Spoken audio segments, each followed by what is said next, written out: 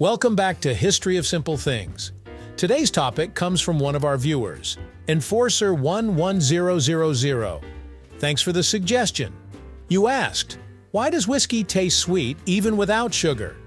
If you've ever taken a sip of whiskey and caught hints of vanilla, caramel, honey, or even baked apples, you might have wondered how that sweetness is possible when there's no sugar listed on the label. It almost feels like a trick of the tongue. So how can a spirit made from grains, fermented, distilled, and aged in charred oak barrels, develop that smooth, sweet character without adding sugar at the end?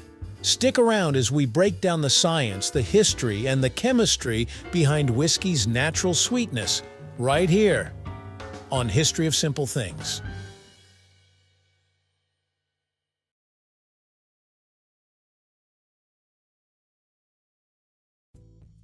Whiskey's story begins centuries ago, with early distillation techniques spreading through the Middle East and into Europe.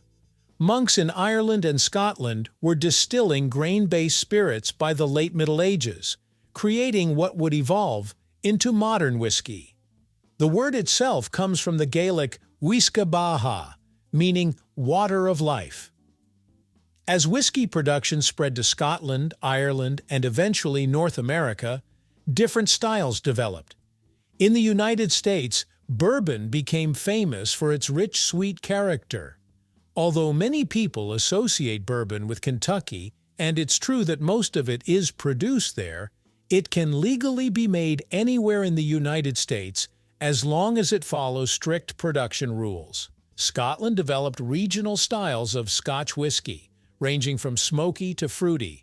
Meanwhile, Ireland refined smoother triple-distilled expressions like Irish whiskey. Despite their differences, all of these whiskeys share something fascinating. None of them require added sugar to taste sweet. Whiskey begins with grains, commonly corn, barley, rye, or wheat. These grains contain starch, not sugar. So the first step in whiskey production is converting starch into fermentable sugars. This happens during mashing, where enzymes, often from malted barley, break starch molecules down into simple sugars like glucose and maltose. At this stage, the liquid, called wort, is actually sweet. If you tasted it before fermentation, it would remind you of sweet cereal water. But here's the key.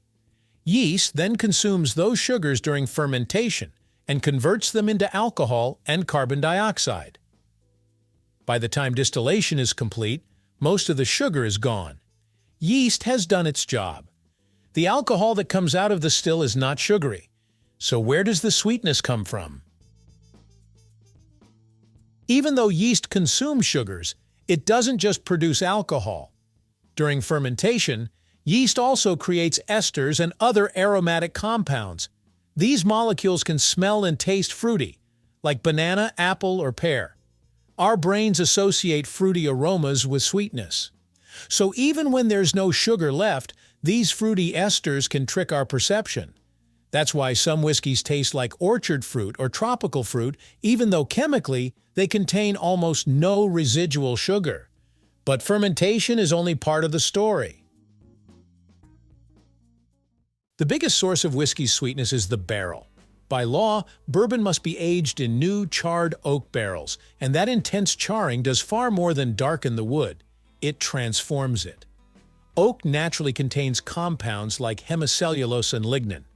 When the barrel is toasted and charred, heat breaks hemicellulose down into simple sugars and caramel-like compounds, while lignin breaks down into vanillin, the same compound responsible for vanilla's familiar aroma. Inside a charred barrel, distinct layers form: a blackened char layer, a reddish layer beneath it, and deeper toasted wood.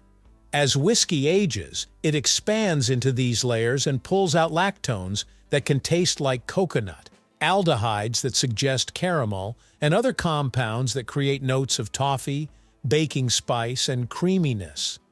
None of these are added sugars, but they stimulate our senses in a way that feels sweet.